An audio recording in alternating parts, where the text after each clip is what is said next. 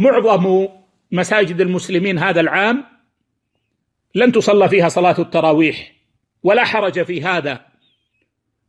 وكل فقيه عالم بمقاصد الشريعة يدرك أن تعطيل الصلوات في المساجد بهذا الظرف أمر يتفق مع الشرع تماما.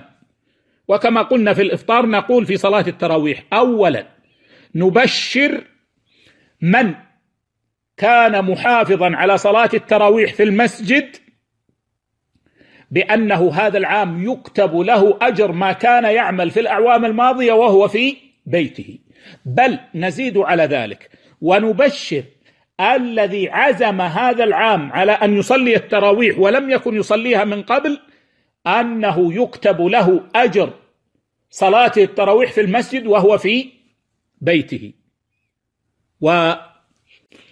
ويسن لنا جميعا أن نصلي التراويح في بيوتنا، والأفضل أن يصليها الإنسان جماعة بأهله، فإن الأفضل في صلاة التراويح أن تصلى جماعة.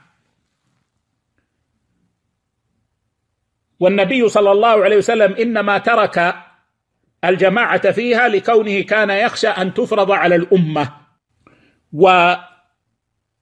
ويجوز له أن يصلي بما يحفظ ولو أن يكرره، ولو سورة قصيرة أو بعض السور قصيرة، ويكررها ويكررها ويكررها، ويجوز له أن يقرأ من المصحف. كل هذا لا حرج فيه، يجوز له هذا ويجوز له هذا.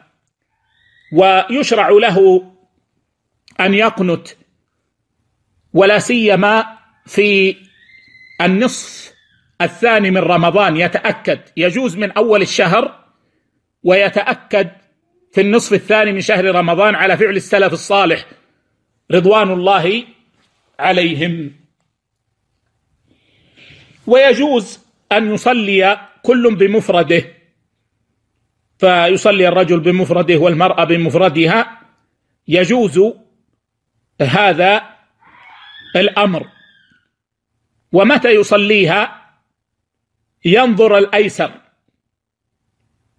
فإذا كان الأمر سواء فالأفضل أن يكون في آخر الليل، وإذا كان الأيسر في أول الليل بعد العشاء لأنه يخشى أن ينام أو يضعف ويكسل ويصيبه النعاس أثناء الصلاة، فإن الأفضل أن يصلي في أول الليل، فينظر الأيسر ويفعله. وكلما أخر قليلا مع اليسر كان ذلك أحسن وكان أفضل.